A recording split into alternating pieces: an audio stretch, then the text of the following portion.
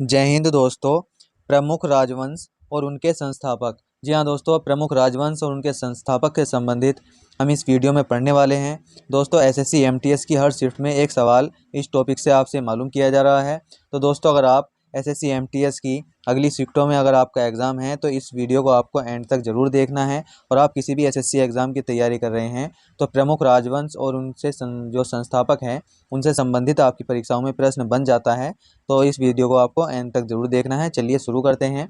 यहाँ पर प्रमुख राजवंश और उनके संस्थापक के बारे में यहाँ पर बात करें तो यहाँ पर हमने प्रमुख राजवंश बताए हैं और यहाँ पर उनके संस्थापक के बारे में बताया है। जैसा कि आप यहाँ पर देख सकते हैं कारकोट वंश। कारकोट वंश जिसको हम नाग वंश के नाम से भी जानते हैं, इसका संस्थापक कौन है? तो कारकोट वंश का संस्थापक आप यहाँ पर देख सकते हैं दुर्लभ वर्धन हो जाएंगे। नेक्स्ट यहाँ पर है उत्पल वंश। उत्पल वंश के अगर संस्थापक की बात करते हैं तो अवंती वर्धन जो है उत्पल वंश का संस्थापक हो जाएगा। नेक्स्ट अगला है यहाँ पर लोहार वंश। लोहार वंश का संस्थापक की अगर हम बात करें तो विग्रह राज, जिसको हम संग्राम राज के नाम से भी जानते हैं। बहुत ज़्यादा इंपॉर्टेंट पॉइंट है, आप लोगों को याद कर लेना है। नेक्स्ट अगर अगले राजवंशों की अगर हम बात करते हैं तो आप यहाँ पर देख सकते हैं सोलंकी वंश। सोलंकी वंश के संस्थापक की बात करें तो मूलराज सोलंकी जो है इसके संस्थापक हो जाएंगे। कलचुरी वंश, इसके संस्थापक हो जाएंगे कोकल प्रथम। और नेक्स्ट यहाँ पर है चंदेल वंश। जी हाँ दोस्तों, चंदेल वंश और सोलंकी वंश आपसे पूछा जा चुका है और आगे भी पूछ सकता है। तो चंदेल वंश के संस्थापक नुनुक चंदेल आप लोगों को याद रखना है। अगला यहाँ पर है गहड़वाल वंश। गहड़वाल वंश बहुत ज़्यादा इंपॉर्टेंट है आपकी परीक्षा की दृष्टि से।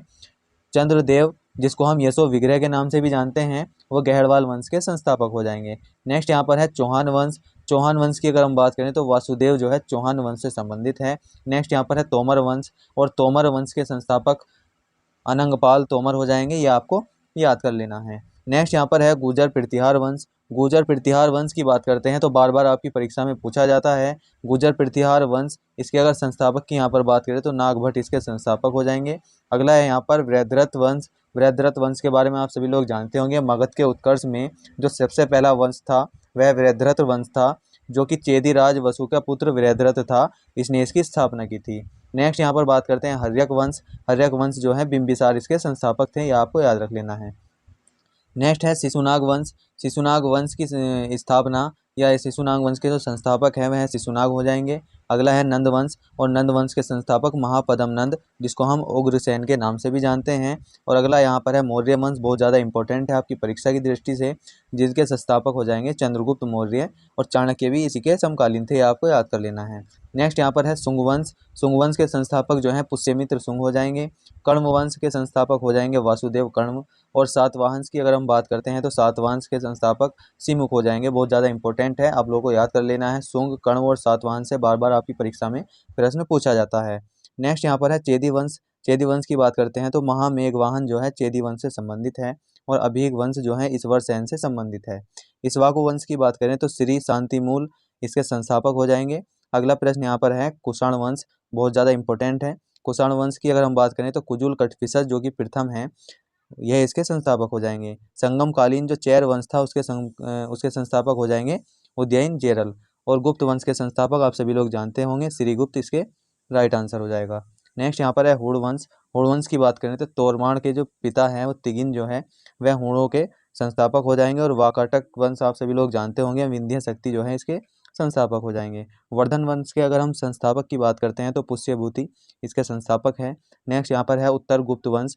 उत्तर गुप्त को हम कृष्ण गुप्त वंश भी कहते हैं, ये आपको याद रख लेना है। कृष्ण गुप्त ने इसकी स्थापना की थी। मोखरी वंश की बात करते हैं जो कि कन्नौज से संबंधित है। मोखरी वंश के जो संस्थापक है वो महाराज हरिवर्मा हो जाएंगे। और चालुक्य वंश जो कि बादामी के हैं, बादामी के चालुक्य भी हम इसको बोल देते हैं, चालुक्य वंश के संस्थापक जयसिंह चालुक्य। और नेक्स्ट बात करें राष्ट्रकूट वंशों की, राष्ट्रकूट वंश जो है दांती दुर्ग इसके संस्थापक हो जाएंगे। और पल्लव वंश की बात करें तो सिंह विष्णु जो है पल्लव वंश के संस्थापक हो जाएंगे। नेक्स्ट यहाँ पर चोल वंश। चोल वंश के संस्थापक विजयालय। और यहाँ पर पाल वंश जो कि बंगाल राज्य से संबंधित है, पाल वंश के संस्थापक हो जाएंगे गोपाल। और सैन वंश ये भी बंगाल राज्य से संबंधित है या बंगाल के जो क्षेत्र है उससे संबंधित थे, सामंत सैन इसका राइट आंसर हो जाएगा। हिंदू शाही वंश के संस्थापक कल्लर ब्राह्मण हो जाएंगे। और नेक्स्ट यहाँ पर दोस्तों ये कुछ इंपॉर्टेंट हमारे राजवंश और उनके संस्थापक थे, जो आपकी परीक्षा में बार बार रिपीट हो रहे हैं, खास करके एसएससी एमटीएस की परीक्षा में और आने वाली अगर शिफ्ट में आपका एग्जाम है तो आप इस वीडियो को जरूर देख कर जाए। और वीडियो यहाँ तक आप देख रहे हैं तो हमारे चैनल को सब्सक्राइब जरूर कर लेना। धन्यवाद दोस्तों, जय हिंद।